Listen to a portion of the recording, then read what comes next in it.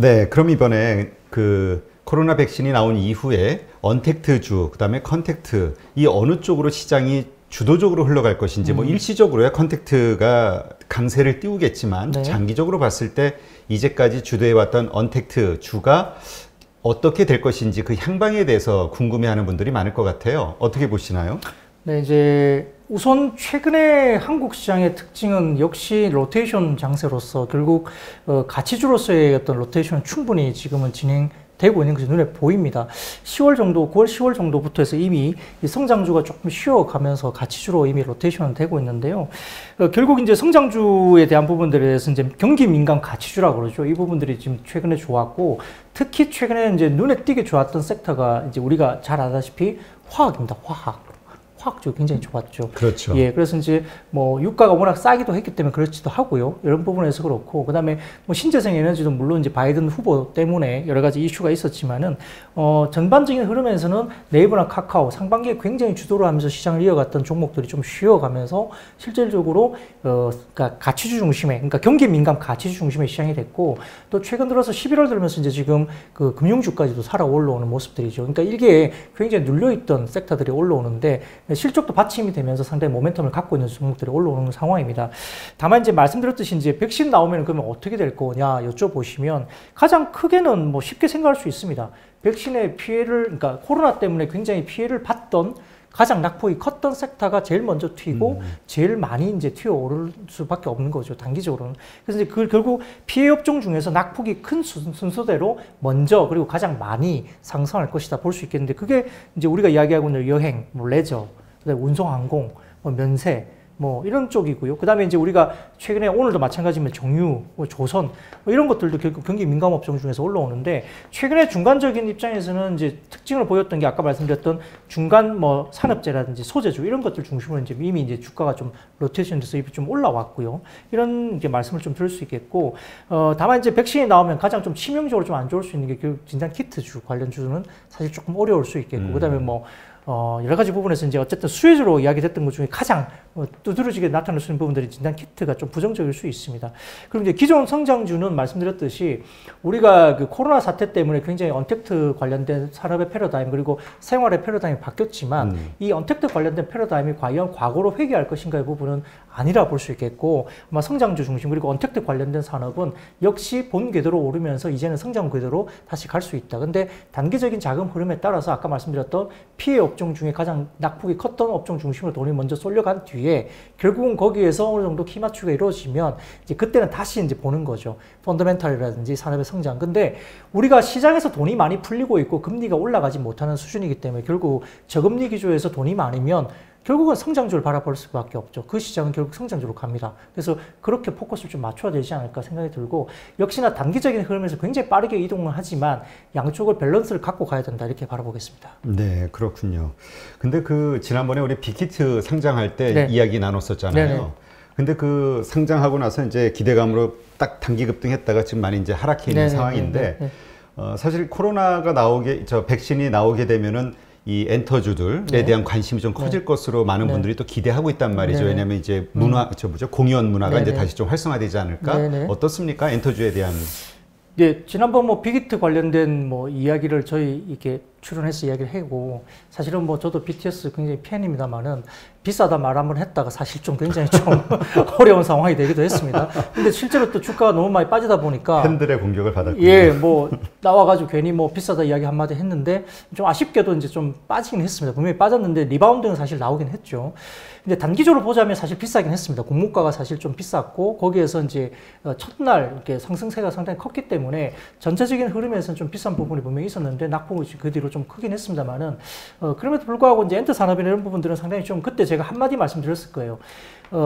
빅히트를 좀 자체하고 예를 들어서 뭐 JYP나 SM이나 뭐 다른 뭐 YG를 보더라도 그때 당시에 방송을 했을 때 당시의 가격이 아마 한 2022년, 23년도 정도까지 당겨서, 그러니까 포워드 그 실적을 당겨서 현재 그 어느 정도 반영이 돼 있다라고 제가 말씀을 드렸었고 그때 방송 당시에도 연초 대비 거의 70% 이상 주가가 올라 있는 상태였기 때문에 아마 그 부분에 대해서 백신이 나오고 여러 가지 부분에서 좀 이제 어느 정도 정상화될 것이라는 부분들이 주가에 선반영됐다. 그리고 만약에 이 엔터 레저 이쪽에서 만약에 바라본다면 당시에도 이제 이야기 드렸지만 만약에 똑같은 이 섹터에서 바라본다면 엔터주 그러니까 기획사를 살 것이냐 아니면은 아까 말씀드렸던 여행, 레저, 미디어 이쪽으로 갈 것이냐 봤을 때는 아마 같은 돈이라고 한다면 펀드 입장에서는 많이 빠져있는 여행, 레저, 미디어 쪽으로 돈이 흘러갈 가능성이 있다. 그렇기 때문에 아마 이런 엔터주, 그러니까 기획사를 포함한 이 엔터주는 조금 이렇게 중장기로 바라보고 조금 조정을 대비하자라고 그때 당시에 분명히 말씀드렸던 것 같고요. 그러다 보니까 결국 바닥계에는 뭐 이런 뭐 아주 극단적으로 뭐 카지노, 그다음에 뭐 면세, 그다음에 뭐 이렇게 호텔 이런 쪽이 굉장히 많이 눌려 있지 않습니까? 근데 네. 오늘 같은 경우는 급등을 했죠. 근데 이게 단기적으로는 어떤 실적이 나오지 않는 섹터잖아요. 아무리 백신이 나온다 하더라도 단기적으로 이렇게 나오지 않는 섹터이고 다만 이제 운송항공 이게 그 대한항공 같은 게 좀 다르게 봅니다. 왜냐하면은 우리가 이제 여객항공 관련된 여객 수송은 약 96%나 급락을 했고 그다음에 내년 같은 경우도 우리가 해외여행을 갈 수 있다는 어떤 확신을 아무도 못 가지는 상황이기 때문에 여객 운송 우리가 좀 차치를 하고 화물 운송 같은 경우는 굉장히 빠르게 올라오고 있죠. 그래서 지금 최근에 조금 다른 이야기를 드리자면 HMM 그러니까 해상 운송 관련된 관련된 지표들 그러니까 이런 것들이 상해 관련된 해운 운임 지수가 굉장히 급등을 나타냈고요. 그러게 해운 지수가 확 올라갔다고 그렇죠. 뉴스를 예. 본 것 같아요. 맞습니다. 그게 확 올라가면서 시장에서 좀 컨테이너가 없어가지고 물동을 옮길 수가 없다는 정도로 올라오니까 HMM 같은 경우는 주가가 상당히 지금 많이 올라왔습니다. 근데 이제 이게 한 바퀴 돌고 나면 주목할 게 이렇게 결국은 이제 컨테이너로 배로 못 실으면 남은 게 뭐죠? 항공운송. 그 항공운송밖에 없죠. 근데 항공운송을 하는 회사가 별로 없어요. 그러니까 지금 대한항공이 있고요. 아시아나항공도 일부 하고 그다음에 아마 호주 에어라인인가 뭔가 하고 있을 거고 한 글로벌리 4개 정도밖에 없다고 합니다. 그러니까 결국 이제 국내로 본다면 대한항공이 탑인데 결국 대한항공이 항공 관련된 화물 운송이 굉장히 좋아지면서 흑자를 계속 내고 있지 않습니까? 근데 여객 운송은 또 나빠질 게 없어요. 그러다 보니까 지금 이제 아시아나항공은 좀 별개로 하지만 대한항공 같은 경우는 지금 운송 관련된 부분에서 상당히 두각을 나타내면서 주가가 좋단 말이죠.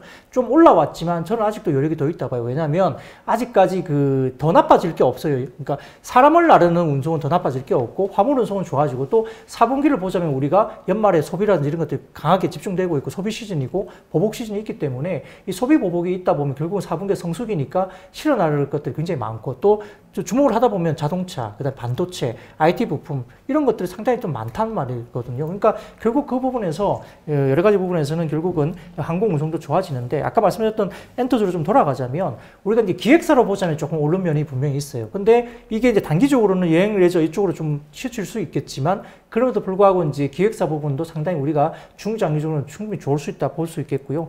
빅히트도 마찬가지고 그다음에 뭐 기획 3사 마찬가지로 똑같이 지금 상당히 K-팝이라든지 K-컨텐츠 그리고 K-굿즈 같은 것들이 커머스가 굉장히 많이 팔리고 있는 상황이기 때문에 성장 그림은 여전히 유효하고 견고하다. 그리고 대체할 수 있는 지금 다른 시장의 어떤 컨텐츠가 없다는 부분에서도 저는 충분히 컨빅션을 가지고 좋게 본다고 말씀드릴 수 있겠는데요. 또한 이제 우리가 기획사 이외에도 지금 볼 수 있는 게 컨텐츠 관련해서 이제 스튜디오 드래곤 같은 경우도 마찬가지입니다. J 컨텐츠도 마찬가지고요. 물론 이제 J 컨텐츠는 이제 극장 사업이 좀 어렵습니다. 우리가 이제 지금 극장을 못 가기 때문에 그렇죠. 그렇고요. 근데 스튜디오 드래곤 같은 경우는 쉽게 말하면 전방 산업, 그러니까 OTT 기업들이 워낙 경쟁이 심해졌어요. 그러니까 전방 산업이 경쟁이 너무 심하다 보니까 거기에 대한 큰 수혜를 받을 수밖에 없는 구조거든요. 그러니까 스튜디오 드래곤 같은 경우도 미주, 그다음에 국내 그리고 중국 시장에서 전방 산업이 경쟁 격화에 따른 수혜를 바로 받을 수 있는 종목입니다. 이 부분에서 주목을 좀 해야 되는데요.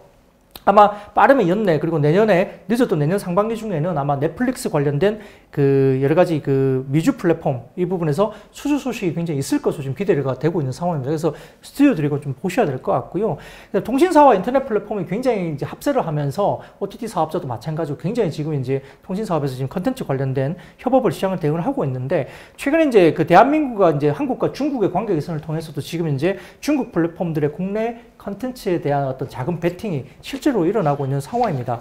이야기를 좀 드리자면 아마 이제 400억 이상의 뭐 추정을 합니다만 400억 이상의 방영권 CJ 쪽하고 중국의 판권 그愛知 관련된 판매를 통해서 선확보한 A스토리의 지리산 김은희 작가님의 작품이죠. 그쪽도 이제 지금 중국과 협상을 지속하고 있는 상황인 것 같고요. 규제 완화가 없다 하더라도 이제 100억 원 이하의 어떤 추가적인 수익이 충분히 가능할 것 같고 그래서 전반적인 흐름에서는 스튜디오 드래곤을 포함한 컨텐츠 업종도 저희가 상당히 좀 주목을 해야 될 부분이고요. 이제 단기적인 투자 매력도 그러니까 내년까지는 좀 다르게 볼 수 있겠지만 지금 현재 연내 단기적인 투자 매력도를 본다면 아까 말씀드렸던 내국인 카지노, 그 다음에 기획사와 드라마 회사, 그 다음에 미디어, 그 다음에 외인 카지노, 여행 이런 순서대로 어떤 그 엔터나 어떤 이쪽의 미디어 쪽에 투자 매력도는 충분히 있다 바라볼 수 있겠습니다. 네. 그러면 우리가 사실 이제 바이든 당선자 그가 이제 추진하고 있는 게 이제 탄소 제로 아닙니까? 네, 그러면서 네. 신재생 에너지에 대한 그 기대감들이 많이 있었잖아요. 네, 네. 근데 이제 그 미국 대선 이후에 보통 많은 분들이 생각하시기를 바이든이 당선이 되고 나면은 그동안 올라왔던 이 신재생 에너지 관련주들이 조정을 받을 것이다 이런 얘기가 있었는데 네, 네. 이제 막상 됐습니다. 네, 됐어요. 어떻습니까? 지금 상황이? 사실 이제 그 전에 기대감이 올라왔고, 바이든 그 당선자가 뭐 유력하다 나오니까 이제 조금 빠지긴 했죠. 그럼에도 불구하고 저는 그 글로벌리 지금 신재생 관련된 그 자금 수요가 워낙 큽니다. 우리가 지금 현재 뭐 풍력도 마찬가지고, 현재 국내에서 설치가 되고 이제 여태까지 그 풍력을 가지고 매출을 올렸던 이제 사업 구조가 있는, 규모가 있는데, 미국 시장도 마찬가지고 그 전 세계 시장 전체적으로 지금 자금 집행이, 그러니까 정부 주도하에 자금 집행이 되는 것이 어마어마하기 때문에 기존의 매출액을 진짜 뭐 몇 배가 아니라 몇십 배를 뛰어넘는 자금들이 집행되고 거기에 대한 수혜를 가져올 수 있는 종목들이 있기 때문에 단기적인 어떤 차익 실현이나 뉴스 플로우에 대한 어떤 실현이 있을 수 있고 눌림목은 있다 하더라도 지금 이게 한 업체가 무슨 뭘 한다고 해서 주가가 오른 게 아니거든요. 그러니까 글로벌리 각국의 공조가 있고 탄소 제로 이런 부분들이 가고 있고, 또 약간 그 우스운 이야기로 전통적인 어떤 석유 사업을 사실은 트럼프 대통령이 밀고 있지 않습니까? 그렇죠. 화학산. 그런데 그 기존의 전통적인 에너지 사업을 하는 회사들조차도 신재생 에너지로 투자를 하고 있죠, 지금. 그러니까 전통적인 산업을 하는 쪽도 신재생을 가고, 또 정책적으로 신재생 에너지에 관련된 부분도 계속적으로 정부 정책으로 굉장히 큰 돈들을 거기에 계속 쏟아붓겠다고 공언을 했기 때문에 그 시장은 확대될 수밖에 없다. 그러니까 우리가 과거에 전기차 시장에 봤을 때, 처음에 초두에 이제 왔을 때 과연 그 전기차 시장이 얼마나 갈 것인가 봤을 때는 이 몇 년 동안 올라오면서 수없이 많은 굴곡이 있었을 거예요. 그럼에도 불구하고 주가는 이미 시장이 성장하고 있고, 또 실제 유럽이나 미국 시장에서 또 바라보고 있겠죠.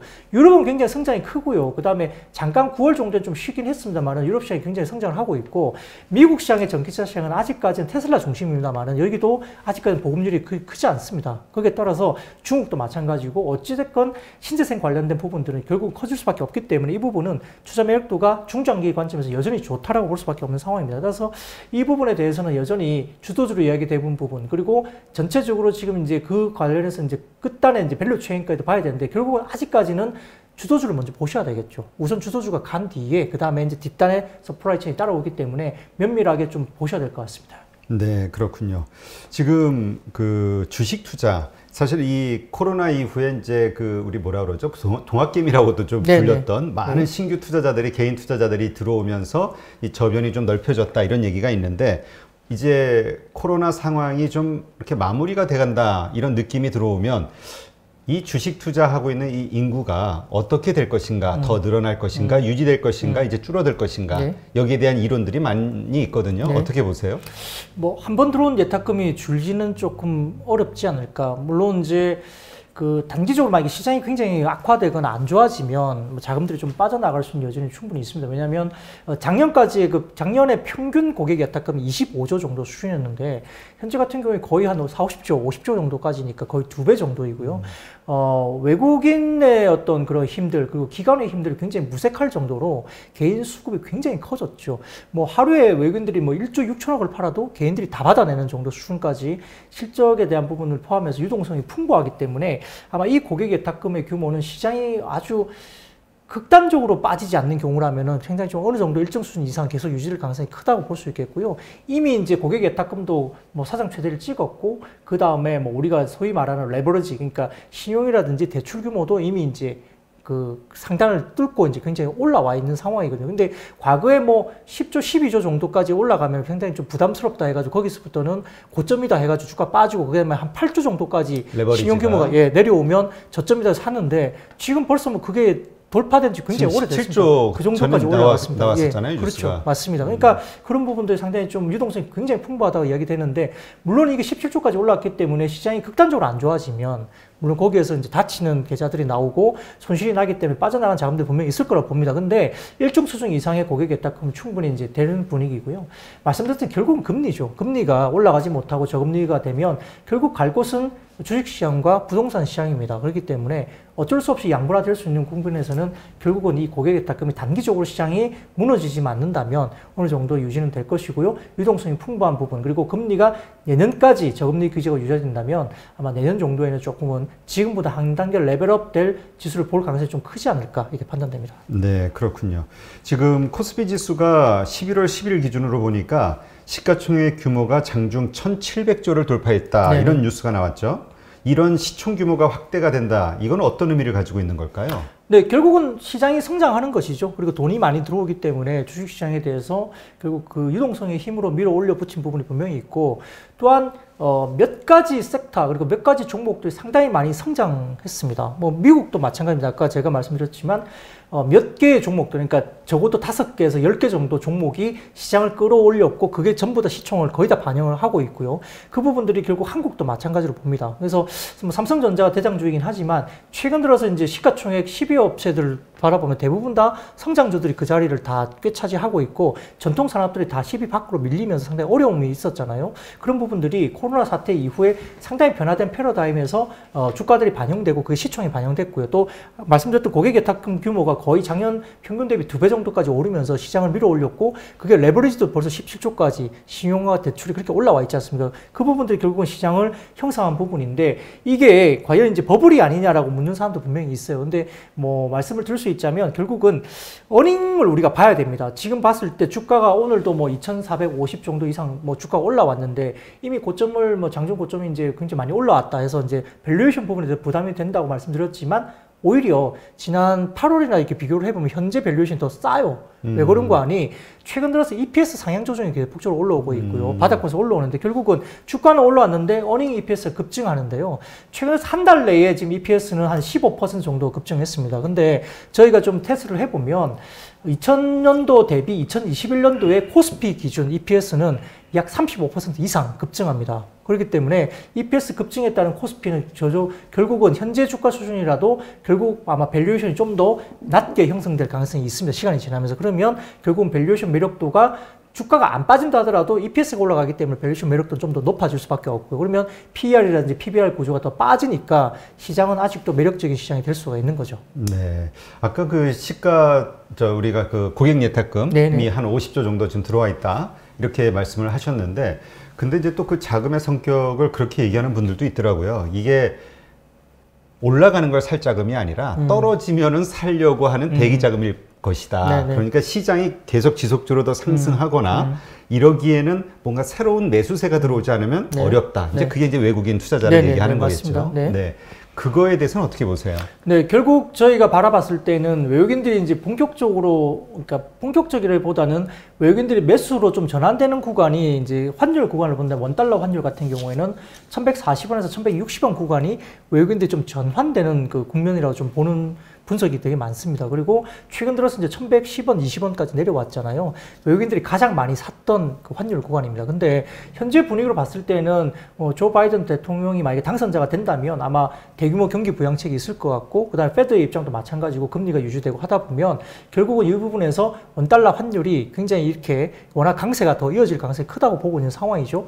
그리고 이제 실제 저희가 좀 그 주목해야 될 변수가 뭐냐면 10월 달인가요? 그때부터 이야기 나왔던 게 뭐냐면 중국의 국채가 글로벌 국채 지수에 편입이 되면서 중국 국채 수요가 상당히 많아졌어요. 그러다 보니까 중국 자금에 대한 수요가 많아지면서 중국이 굉장히 강세로 갔거든요. 위안화 강세가 가니까 거기에 대한 연동된 원화 강세가 또 이제 달러 대비해서 굉장히 이루어지고 있는 상황입니다. 따라서 이제 당분간은 어떤 큰 변수가 나오지 않는 변수라면은 결국 달러 약세와 원화 강세가 이루어질 수 있는 분위기고 현재 정도의 어떤 그 환율 변수라고 한다면 외국인들이 아마 시장의 주도 수급으로 좀 나설 가능성이 크다. 그래서 최근 작년 아마 10월달 이후로 굉장히 외국인들이 눈에 띄게 사기 시작했죠. 지난주였나요? 네. 눈에 띄게 사기 시작했죠. 그래서 사는데 결국 이제 외국인들이 산다면 그럼 뭘 살까? 그냥 종목은 잘 모르겠습니다만은 아마 사게 되면 대형주를 사겠죠. 그러다 보니까 단기적으로 이제 최근에 아마 양도세 관련된 이슈가 있어서 뭐 중소형주들이 많이 빠졌다가 리바운딩이 나왔지만 외국인들이 결국은 수급의 주체로 들어오고 한다고 하면 결국은 대형주 중심의 장이 당분간 될 가능성이 있다고 보는 거고요. 외국인들이 과연 어떤 섹터를 좋게 보느냐를 유심히 보면서 외국인들의 수급이 어떤 섹터, 어떤 종목으로 집중되는지를 좀 파악할 필요는 있겠습니다. 네, 그렇군요. 그러니까 어쨌건 우리가 지금 전체 그 주식시장의 여러 가지 섹터들의 그 코로나 백신이 나오는 출시되는 그 이후의 여러 가지 상황들에 대해서 한번 점검을 해봤는데 이러한 것들을 바탕으로 봤을 때 어쨌건 개인들의 주식 투자 이것을 통한 어떤 자산 증식, 재테크 문화 이런 네. 것들은 앞으로 계속 더 확산이 될 것으로 예상하는 게 합리적이라고 봐야겠네요. 그 과거에 제가 뭐 저도 약 한 20년 가까이 이제 PB 생활을 해왔지만 실제 지금 최근에 그 동학개미의 모습들은 굉장히 스마트합니다. 왜냐하면 과거의 개미들은 중소형주들 막 이렇게 따라가고 소위 말하는 이제 세력주들 뭐 이런 것들을 중심으로 테마주 중심으로 따라가다가 굉장히 많이 손실을 보고 다치면서 이제 빠져나간 그런 부분들이 많았는데 올해 같은 경우에는 대규모 자금이 들어오면서 굉장히 스마트하게 샀어요. 뭐 반도체 삼성전자를 주로 샀다거나 아니면 현대자동차를 샀다거나 아니면은 우리가 뭐 LG화학을 샀다거나 이렇게 대형주 중심의 굉장히 스마트한 투자를 했기 때문에 다치지 않고 오히려 굉장히 좀 수익을 많이 냈던 그런 기억이 있습니다. 그런 부분 때문에 상반기에 코로나 사태가 터지면서 상반기에 급격하게 들어온 자금들은 사실 올해 상당히 좀 좋은 수익이 나왔을 가능성이 크다고 보고 있고요. 그런 투자 패턴이 앞으로도 계속될 가능성이 크고, 그러니까 일부 특정 어떤 그 작은 종목, 그러니까 테마 종목에 집중되지 않고 상당히 좀 스마트한 대형주 중심의 매매를 해왔고 이것이 수익을 올려주면서 왔기 때문에 앞으로 그런 대응도 충분히 개미들이 가능하다 본다면 시장에 대해서 탄탄하게 좀 어느 정도 아까 말씀드린 대로 뭐 올라가면서 사지는 않겠지만 외국인이나 기관들이 많이 팔 때 본인들이 생각하기에 좋은 주식은 충분히 밑에서 받아주면서 시장을 버팀을 충분히 할 수 있는 수급이라 볼 수 있겠고요. 외국인의 어떤 영향력이 굉장히 빠졌습니다. 기관은 더할 나위 없고요. 요즘에 펀드 사태가 올해 굉장히 좋지 않은 사모펀드 사태가 많았기 때문에 펀드들보다는 직접 투자로 차라리 나서겠다는 그 돈들이 되게 많아졌기 때문에 기관의 영향력은 그렇게 크지 않습니다. 그런데 외국인들은 지금 사주는 분위기로 돌아서고 있고 개미들도 어느 정도 예탁금이 상당히 많이 이렇게 편성되어 있으면서 스마트한 투자를 한다면은 시장에 대해서는 상당히 탄탄해지고요. 하방은 탄탄해지고 상방에 대한 모멘텀은 EPS가 증가하면서 매력적인, 그리고 실질적으로 지금 EM, 그러니까 우리가 신흥국 관련된 이슈가 상당히 두각될 수밖에 없는데 미국이나 유럽보다는 지금 EM 쪽에 투자 매력도가 더 높을 수밖에 없어요. 신흥국 쪽. 그렇죠. 왜냐하면 저희가 굉장히 방어를 잘 했잖아요. 아시아 쪽도 굉장히, 중국도 마찬가지고 방어를 잘 했기 때문에 어닝이나 경제 지표라는 게 굉장히 좋을 수밖에 없죠. 그러니까 선진국 지표보다는 신흥국 EM 쪽의 지표가 좋은데 그 중에서도 한국이 단연 눈에 볼 수밖에 없습니다. 근데 삼성전자를 보더라도 아마 뭐 미국의 대표적인 어떤 반도체 업종을 보더라도 시가총액 차이가 굉장히 많이 나고 밸류에이션 차이도 많이 나죠. 그러다 보니까 한국의 어떤 대형주가 굉장히 싸 보일 수밖에 없죠. 그러면 환율도 우호적, 그리고 굉장히 EM 쪽에서 특히 한국이 싸 보인다면 밸류에이션 매력도에 따라서 외국인들은 충분히 수급이 들어올 수 있겠다 판단하는 게 맞겠습니다. 네. 하여튼 이번 기회에 그 개인 투자자들도 뭔가 뭐라 그러죠? 그 테마를 쫓아다니는 혹은 뭐 꼭 테마가 나쁜 건 아니지만 어쨌든 그니까 어떤 뉴스 그 재료를 찾아다니는 어떤 그런 투자 패턴에서 우량주 중심으로 이렇게 좀 전환되는 그 비율이 좀 높아지는 것 같아서 좀 다행이지 않나 이런 생각이 들고 하여튼 제대로 된 투자 문화가 정착이 되면서 정말 돈 버는 사람이 자꾸 많아져야 계속 더 수급이 좋아지는 거겠죠. 전체가 같이 살 수 있는 맞습니다. 좋은 쪽으로 흘러가기를 기대해 봅니다. 네.